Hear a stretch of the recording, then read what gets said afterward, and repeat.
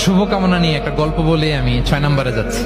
এক লোক মাগরিবের নামাজের আগে তার বন্ধুর জন্য দোয়া করতেছে, আল্লাহ আমার বন্ধুকে তুমি একটা সুন্দরী, রূপবতী, গুণবতী, নেককার, মুতিয়া, কানেতা, জামিলা, রায়া একজন রূপবতী নেককার স্ত্রী দাও আল্লাহ।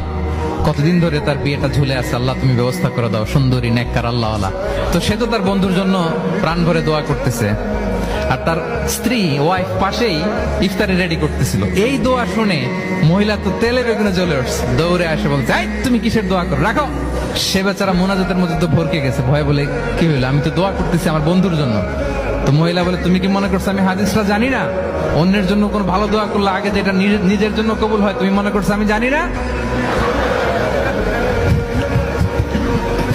তুমি ভাবছো হাদিস শুধু তুমি একা জানো, আমি জানি না? না, কি সব দোয়া করে এগুলা?